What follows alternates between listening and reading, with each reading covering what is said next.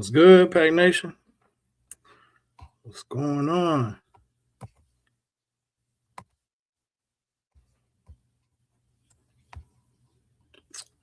I just wanted to, talk to my people for a little bit and see what you think about our school not just giving up on this whole Will Wade thing. All right, what are your thoughts? That's what I want to know. Are we on board? Are we like, just let it go at this point? I would tell you, for me, um, I like it. Let's go ahead and pursue LSU and we'll wait for as much as we can. I mean, I'm talking anything and everything. Okay, we talking how it made us look nationally. We talking recruits that we potentially lost. Any way that you can put a number to any of that, I would try to do it. And David, I agree. I agree with part of your statement. F Will Wade. As for the let it go part, I mean, if you can go after LSU and since they want to brag about how much money they have and resources, if you can get a few mil out of that we could put towards our NIL, because for some reason we're acting like we don't have it, then hey, I mean, if it results in them paying the attorney's fees and also having to pay more money, cool. I'm just like, a lot of the stuff that we saw about Will Wade seemed to be like rumors at the time, right? But if any of that stuff was real about him going ahead and buying a house, and there had to be something. If you think they went and hired all my man's friends from his previous job, there had to be something. Like, I just can't believe that they just did all of that and didn't talk to him ahead of time about the job. So hopefully something comes out about that. But in the meantime, while I wait for more of y'all to get in here, I will talk about some power rankings I saw with On3. Have y'all seen the On3 ACC power rankings? Let me see if I can get that up for y'all, because it just popped up for me. And of course, they have us, pretty low. But this is for, football, and they got us like 10th. And I just wanted to bring that up really quick. Like, being 10th is wild. With CJ Bailey's back, I just can't believe that. So if you're just getting in here, tell me your thoughts on that. But I don't spend a lot of time on any other sports here, but that one was laughable. 10th in the ACC. You can get out of here with that. Let's see. Foster Snap says video title spot on. Those idiots really thought that Foreman and Sullivan was the end of this. Exactly. It's like, look, you tried to be slick.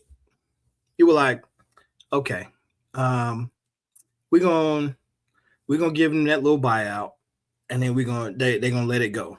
First off, you even trying to reach out about letting it go lets us know you guilty of something. You trying to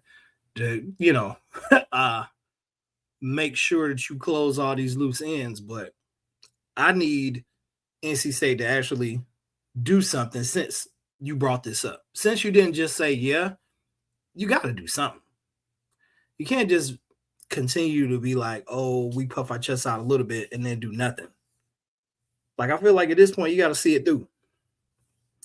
You got to see it through, because it's crazy to just keep getting just flat out disrespected. And y'all know, I've said before, the media already does it. And they treat us like we ECU or somebody. Like, nah, let's not do that. So if we have the means to actually, which we do, to go after LSU for stuff that they should be paying for, let's do it. That's where I'm at. I mean, again, like my man David said, not pressed about really Will Wade at this point. It's the principle about the school and how they were moving. Yeah, you got Wade, cool, whatever. But we need to get some money back on this. That's where I'm at, chat. So y'all let me know if y'all, how y'all feel about that. We know how David feels. But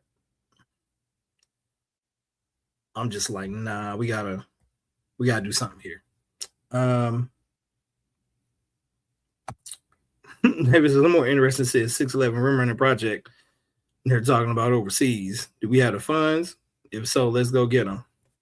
So, David, look, man, I can't even spend my energy on this big anymore. Any big. Like, I feel like Gainey's already having team meetings.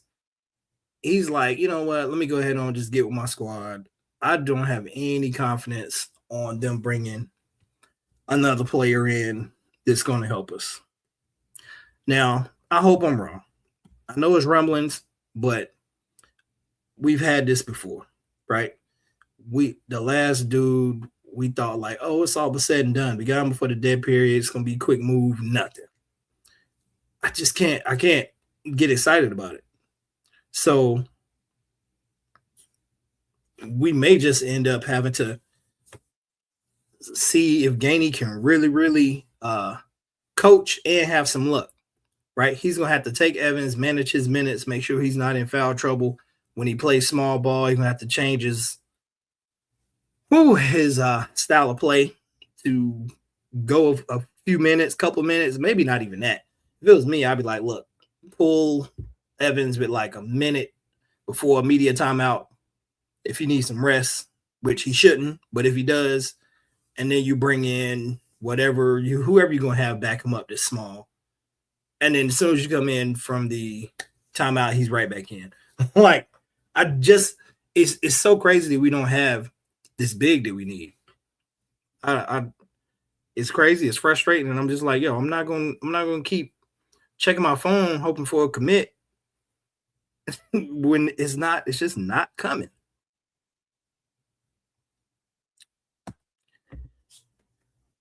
Parson says, Gary, let's say we can get Ben Middlebrooks-ish type player to back up Kyle Evans for 15, 20 minutes per game. Where do you project that?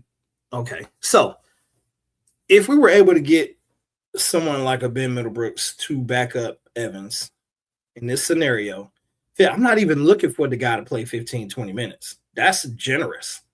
I really only need him to give me like 5 to 10. But 15 to 20, okay, cool. If he can come in and do that, I'm saying 7th in the ACC. 6 would be amazing for this team. That's what I say. I'll tell you why I picked that. You got Duke, number 1. Okay. Number 2, Virginia, probably. 3, you've got what? Louisville or Miami. So that's 2 right there, 3 and 4. Hate to say it, Carolina may be at 5. Who knows?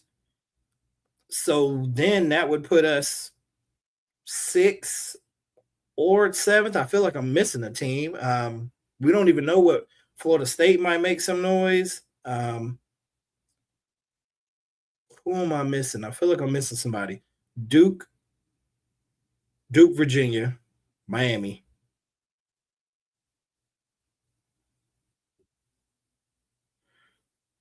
Who else am I missing, guys? That might be decent because I don't think any of those northeastern teams are going to be a problem. Clemson. That's who it is, David. As Clemson, I'd put it 6, or 5, 6 is Carolina, Clemson, and then us. That's if we get that one more piece that we need. If not, you got to push us down to like 10th or 11th in the ACC. unless we just had the most amazing luck ever, which NC State never has. I mean, Evans would go the entire season, not in foul trouble, no nothing to keep him out of games. And his ability to play the entire game, right? So we know that's highly unlikely. So yeah, that puts around to your original question, 6 or 7.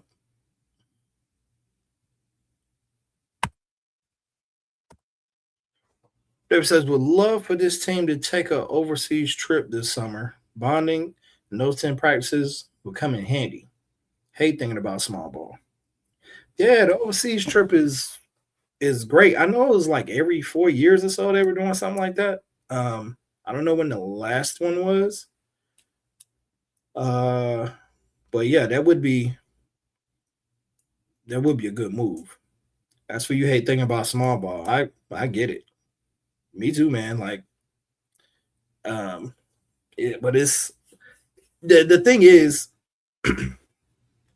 I get a lot of flack for people because I don't mind small ball when you have like a real one dominant force on the court, right? If we had another Evans, I'm cool with both of them not playing at the same time, right? Being able to have like Zamaika or somebody at the 4 that's 6'9" or whatever. But it just concerns me that you don't just have another 6'10", 6'11", 7-footer to back up my guy. I'm not even being like most teams, they putting 2 of those dudes out at one time. I'm not even trying to be greedy. In this scenario, I'm like, look, I just want one to come in when our main guy go out. And we don't even have that, let alone being able to put 2 towers in there.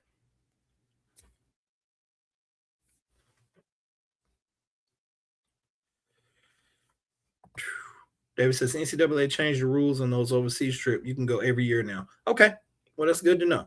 So what's the holdup? Yeah, they should get it going because while you're over there, you can go ahead and bring one of them bigs back.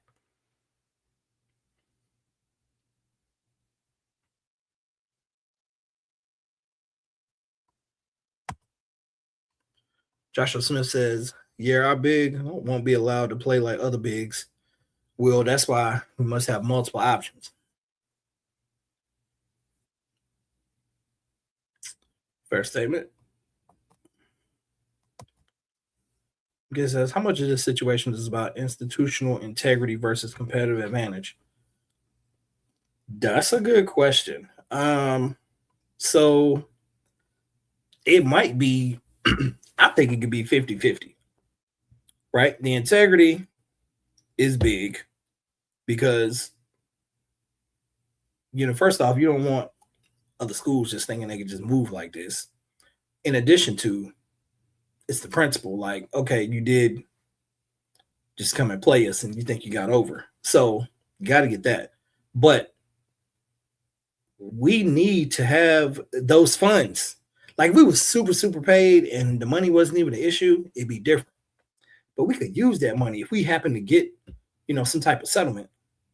And it's, 5, 10, 15 million or something like that once they do all the assessment of damages. Hey, that can go a long way in our basketball program. The key is that we allot it correctly, I hope. Don't ask me what that is. I don't know what, the accurate way to allot those funds are. But, yeah, like, we got to get this money. That's for me. I'm like, we got to get this money.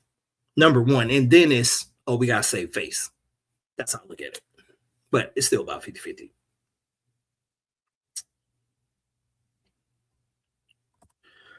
Ever since the dreaded injuries law, the Wolf says always have injuries where we thin. That's what I'm saying, David. It is, we're not going to get lucky enough to go through an entire season without injuries. Now, I will say, last year, I was surprised how we avoided major injuries. I mean, Williams got hurt for a little bit, but we didn't need him during that time period where he fell, I guess, and Wade claims he was super, super hurt. But then when he was healthy again, he was still up and down. So who knows if that was true or not. But Yeah, the injury thing, like we were pretty clean last year. Like Quadir stayed healthy and everything. Like in this on this team, if Paul happened to go down or Evans happened to go down, season over. We we might as well just I don't know, start thinking about baseball at that point. Like it's gonna be a long season if either one of them dudes, because they're gonna mean so much. We don't have anyone to really like replace them because of the way we structured the team. Paul, ironically, I think would be the easiest to um, put a band-aid on if something were to happen to him for the roster because we have so many guards. Evans is number one guy that we cannot afford anything to happen to. Hands down. It's not even close between him and Paul. Because we still don't know how good Darius Adams is going to be. We hear Ed Mead is like that. So all these other guys shoot 40% from three. So replacing his shooting, I don't see being as huge of a deal as Evans' shot blocking and height.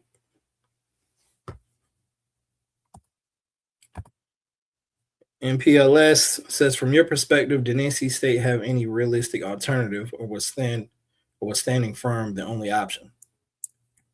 No, they had. I mean, you always have an option. You got your little buyout. We could have said, all right, cool, let's be done with him. Like David said earlier, all right, F Will Wade, and you keep it moving, and you try to forget about the scenario.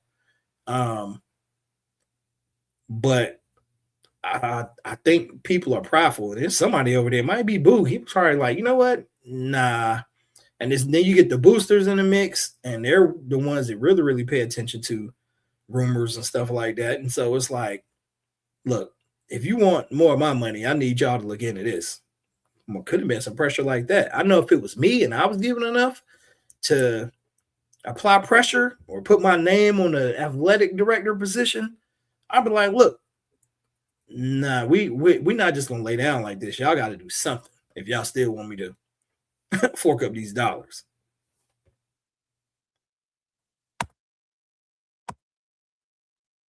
Okay, it says, what aspect of this story do you think the national media is overlooking? Overlooking. I don't know. Um,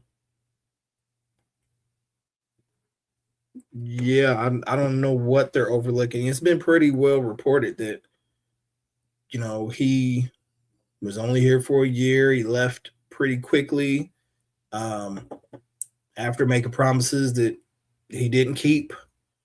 The buyout was public, so I don't know what there is that hasn't been covered. I guess we would find that out during the investigation that they're doing.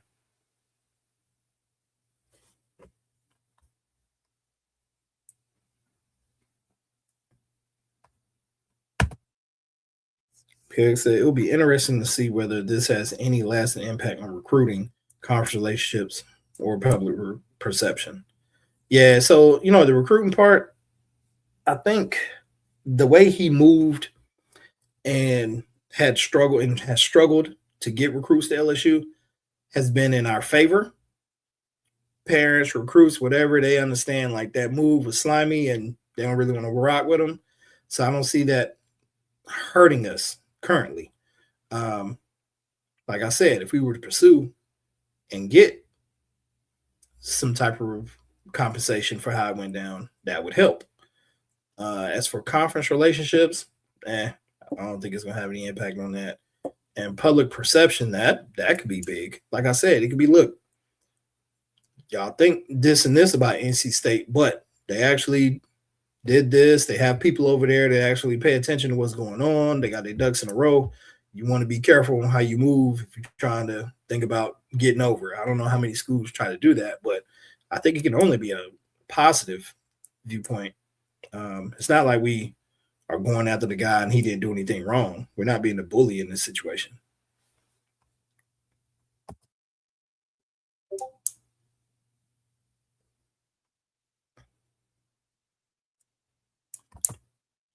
Okay, it says one thing I respect about NC State that they appear to be protecting the integrity of the process regardless of who was involved. Yep. All right, Joshua says not just injuries, but foul trouble. Yeah, ACC Evans will be on the bench with 2 fouls before the first media timeout. So, Joshua, you're right. Like foul trouble is the thing. The positive part about this is he's not one to get in a lot of foul trouble, even though he's a shot blocker. That's one of his strengths that he does it at a high level without committing fouls. So, as long as we allow him to block shots from help side, which would give him the best chance of, getting a block shot without committing a foul, then most of the time he'd be okay. He's just got to be, disciplined and know he can't be as aggressive early in games because there's nobody behind him right now.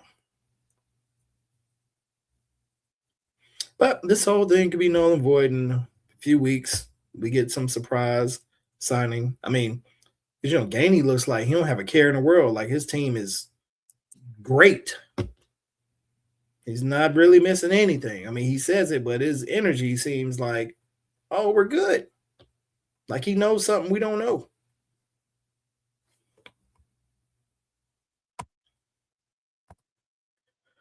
It says you really don't have a post up big as it is. A rim project is the best we can hope for. So, David, let me ask you this. We've been talking about this rim project for weeks now, damn near a month, and nothing has come of it. So let's say you don't get this that you're looking for. What would you settle for? Right? Like we have 3 spots left? Maybe they end up being walk-ons. I don't know, but what would you settle for if you couldn't get your 6'11" rim running big? That's my question to you.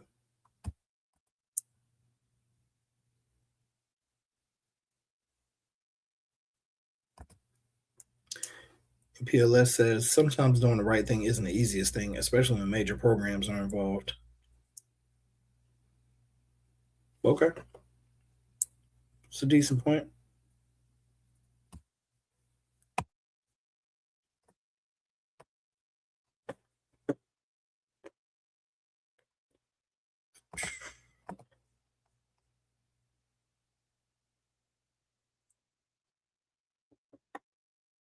So look, with where things are this year with our home schedule and what ticket sales may or may not be like, I feel chasing this makes sense. And it's probably not even going to be a quick resolution unless LSU is like, look, all right, we don't want all our dirt out. We know you found this, you found that. Let's keep it under wraps. Here goes some money.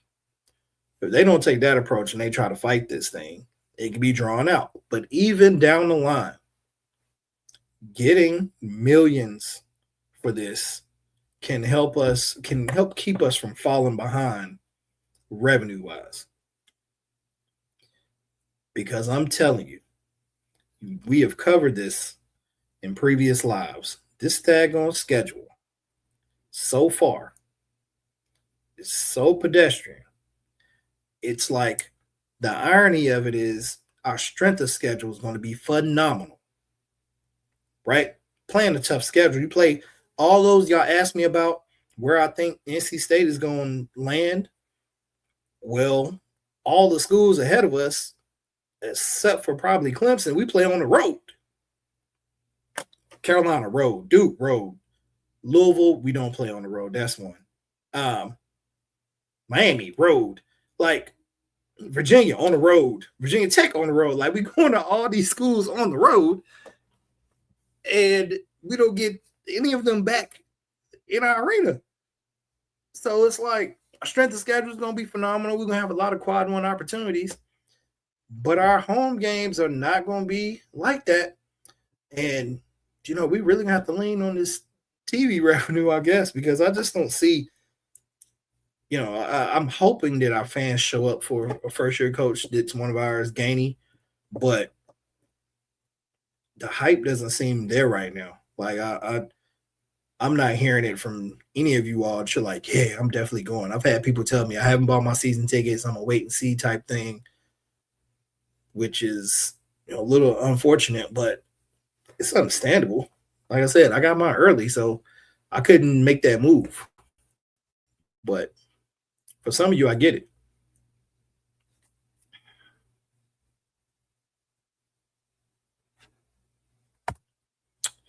MKX says, which player is most likely to become a fan favorite that nobody is talking about right now? Okay, so the key is that nobody's talking about right now. I think it's probably going to be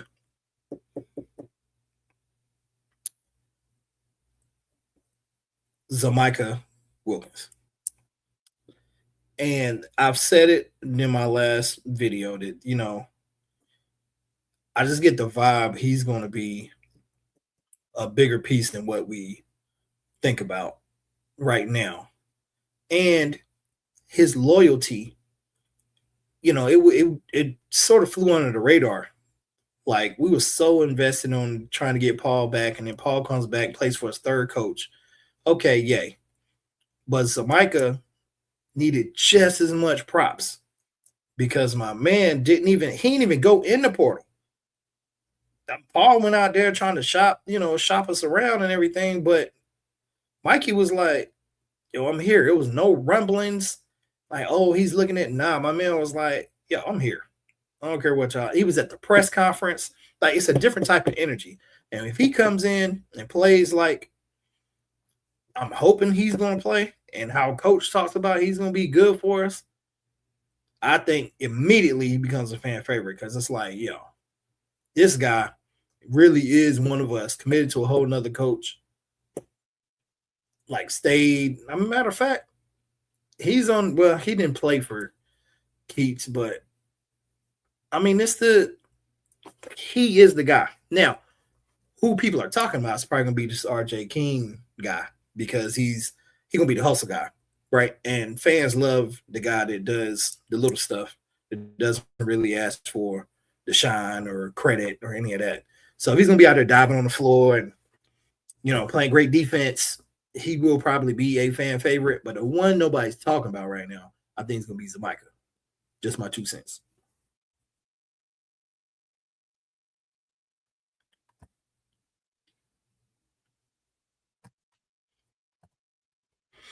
David says, hopefully Oporto will become eligible. That will solve some of those issues. If not, it will not be pretty. No, it won't. It won't be pretty, David. And, I've sort of forgotten about this guy. I'm not even spending time on him because I'm just like,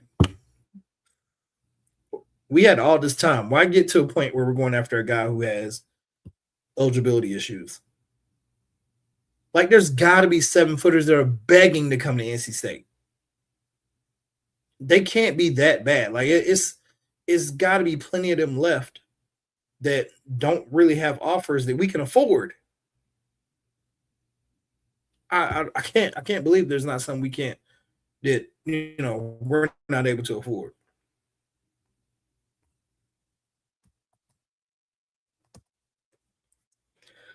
Foster says, I'm worried we're headed back into Keats territory in terms of in-person support for mid-conference games. Mm-hmm. It frustrates me. A Final Four appearance couldn't fix that, but a Snake-O salesman could. You know what? This right here, Foster's a bar. Okay? I'm going to lead this up here for a second. Because if you're new here, one of my good friends is a Carolina fan. Okay. And we talk about our teams all the time. And once Keats went to that Final Four, that following year, we did that banner raising, and it was not sold out. Okay. We have not had a Final Four banner since 83 yet. People was like, that's still not enough. This is before the wheels fell off for the season. At the very beginning, nobody showed up. And I'm like, what is it going to take? So now we have a guy who's a first year guy. He's one of ours, and everything was cool when he got hired. But for Final Four not bringing everybody in, what is it going to take? Do we think a first year guy with a squad with average mid-major players is going to bring everybody back into the arena? Probably not. So I do have concern that the arena is going to be lackluster on top of trying to recruit with that. Like we as fans are going to have the expectation that yo, Gainey, you got to go win with what you got, right? You got to show us that you can coach. You got to show us you can recruit, but we're not going to potentially give you the same resources we would have gave Will Wade. And the support not going to be there because you're not as vocal, you don't hype and lie as much as the previous coach. Like it's going to be a tough scenario to have him bring some high school kids in there and be like, oh, this is the environment you're going to play in. Like he would have been able to say, oh, look, come to the Carolina game, come to the Duke game. You see, okay, yeah, we get hype in here. Now you don't have either one of those games.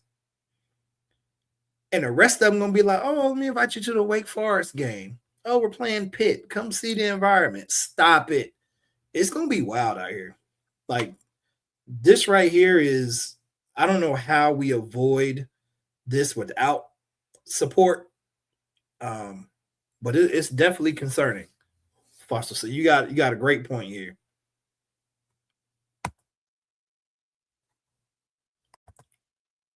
David said you get ugly for us real quick. Yep.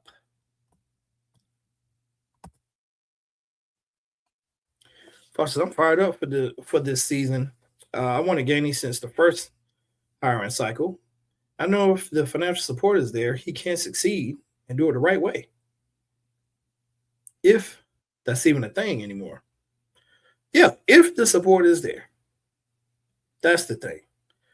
And you know, I have my feelings about the support thing, and guys, I don't feel like he's getting the resources Will Wade would have gotten because he is more appreciative of the job, right? I'm hoping that he gets to restructure his contract if he's very successful this upcoming season. He ain't even got to be very successful. Here's another point I was talking about with my friend. If the expectations are for when the thing comes out, the NC State's projected to finish 10th in the conference, right? If he finishes anywhere above that, I think we need to call it success. Like, if everybody else feels we're 10th and we finish 6th, 7th, 8th, even 9th, it's like, yo, my man did more with less. Like, let's give him his props. Don't be like, oh, it was a mediocre season. We finished 10th. Well, we were expected to finish 10th, and we beat it by 1. That needs to get props. So all I want him to do, my expectation is to beat out where they predict us to be, right? Based off how all the other schools finalize their rosters. I don't know whose roster is done just yet. But if it pegs out, the NC State is down there at 10, and we beat that, we got to give Gainey his props. We got to give him his support. We got to give him some more so he can move off that 10 line up. Because I just don't feel like we gave him the funds to have a team that competes at the top of the ACC. Like, it's not going to be coaching or recruiting at this point. It's going to be the financial part of it. When are we going to get on board and put ourselves up there?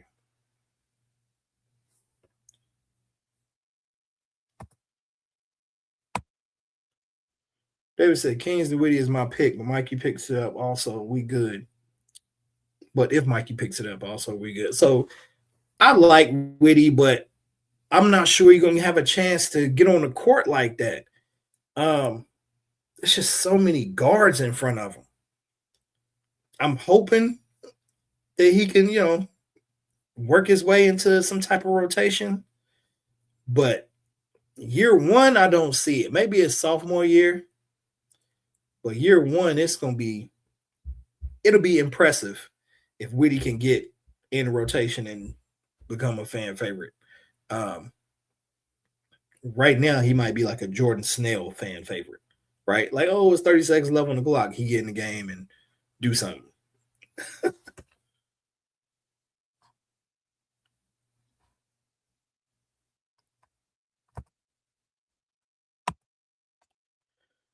Joshua says if Gainey gets the support he needs or was supposed to get this year, he would make Wade's tenure look silly. I agree. Listen, if this is your first time on my channel, please subscribe, chime in, let us know you're here. But I have said throughout last season, throughout this past season, I don't think Will Wade is that good of a coach with in-game adjustments. I don't know about his whole preparation and everything like that, but before stuff started sliding, I was like, what are we doing? What? Y'all remember we were getting cooked by one player all year. One player, intentionally. It wasn't like, oh, we can't figure out what to do. It was, we're not going to do it.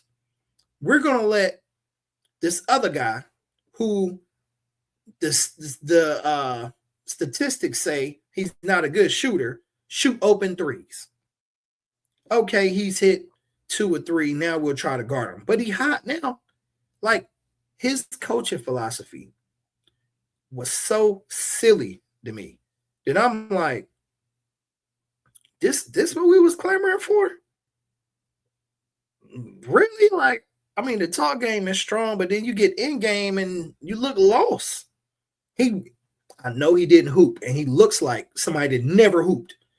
Like, and that's not, there are coaches who have never hooped, but he looks like one that never hooped because he's in the game and he's just like, oh, well, we gave up. We're going to give up this shot because, the analytics say that's a bad shot or a shot that they don't hit much. And then they start crushing us from that same spot with the same player. It was those things that had me like, yo, I don't think we got a good coach. We got a good salesman. The guy could talk, but that was it. And I think he just had the resources at McNeese to be better than all the other teams in our conference. Because aside from that, he was at LSU. He was cheating, and he still won't like that, even when he was cheating. So it's like, look, you're going to cheat. You at least got to be on some blue blood levels type stuff. But no, he was just there. So I wholeheartedly agree. I think Gainey is a better overall coach. I hope we support this man and let him, since he is ours and he did us a solid and came and took this job after old boy left us just hanging. Gainey didn't have us out there searching for a coach for weeks. Like, we really owe him a little bit here. He came in and he's like, yo, I'm going to take care of my alma mater here.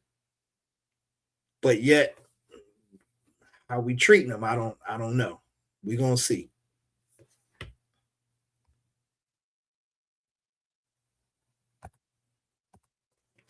Yeah, Joshua, the Kansas game, man.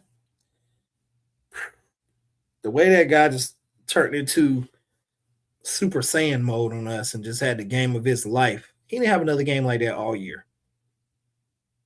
And the crazy part is, even with that, they only beat us by 1. It's like in overtime.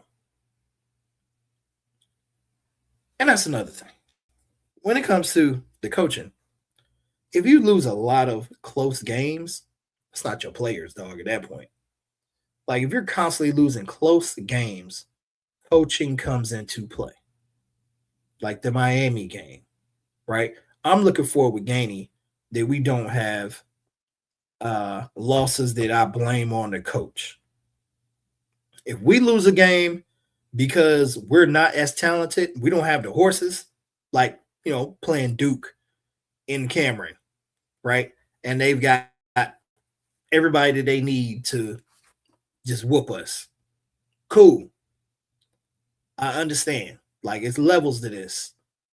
But if you actually go there and you're in the game and you lose by a little bit and it's some timeout mess, a turnover, or getting lost on defense, you lose by one type thing, or it like anything where a coach could have called a timeout, or he could have communicated better, or ran a certain play, like those things. I'm hoping it's not one possession games for Gainey.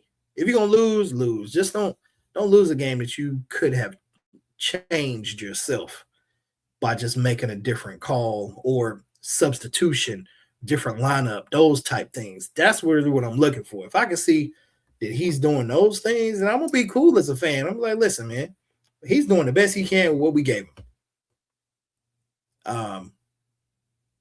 Now I will say, if Paul comes back this year and he's still one-dimensional, I will be tight with Gainey about that.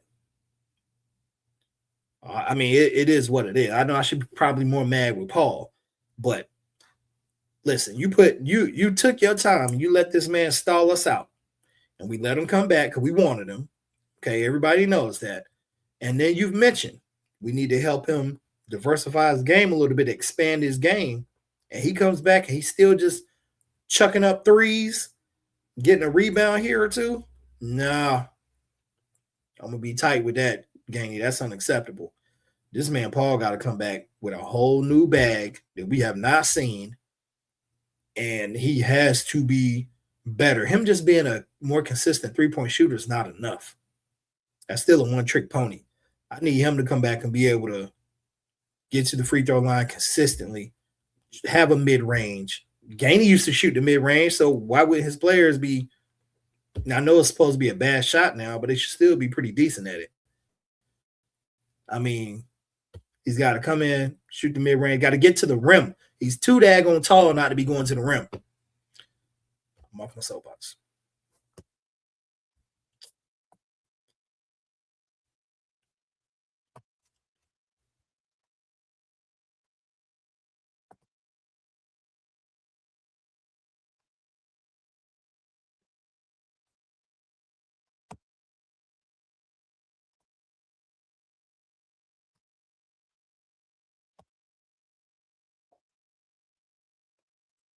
Foster says, we know the disregard for regional rivalries and home and homes with relevant teams is because of money. Mm-hmm. Can you explain to me, like, I'm 4, why us playing Kyle twice makes more money? I can't. I wish I could, man. That doesn't make any sense. You're right.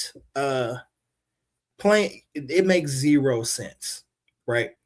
It would make more sense to play Virginia Tech twice. Like, if we're not going to play Carolina, Duke, or Virginia, then give us Virginia Tech. Like, they're right there. Give us Clemson. Like, I mean, any neighboring state school would have made sense over Cal. Like, I don't get. My thing is, if they would do that with somebody else, like if you send Carolina to do a home and home, with Cal, that would be funny, right? You always gonna give them Duke, and you're not, since you don't want to give them us, then boom, maybe you send them out there, or Duke. Like it doesn't make sense. I would love to see the ratings, because I'm pretty sure NC State versus any of the regional schools, the ratings are way better than any other game. Like, our ratings are already good. Like, even if our team is bad, we watch. We may not come to the game. I mean, I'm there, but some people are not coming because it's kind of empty. They're watching on TV. They just don't make the trip to Lenovo. So, our TV ratings, I mean, in all sports, seem to be pretty high. So I do not know, and I can't explain to you like you're 4, unfortunately. I can't explain to you at all. You're so right with this. Farsa says, is it just the big ACC lobby trying to suppress us? And if so, what can we even do? Right? I'm convinced winning at a high level won't even fix the blatant disrespect. I've said that. At this point, we need to look for another conference. I think we need to roll out before we don't have a choice. I don't want to be the school that other conferences are looking to pick from the ACC, and we're like, okay, so we know the Carolina brand they're going to pick over us. They're going to pick Duke, right? Then you have all these football brands that are bigger than ours. Miami, Florida State, Clemson, they probably get picked over us. So then we're left with competing with Virginia Tech for a spot in a conference. I say go now before this stuff falls apart. Get in a bigger conference, get the money. Whenever this little buyout thing happens where we can leave. Because they act like they don't want us here. They treating us like they don't want us here. So if you don't want us here, why am I overstaying my welcome? I'm gonna go ahead and roll out. It was cool while it was, and it no longer is that. So let's go. That's what we need to do. Because they do not respect us and appreciate us at all.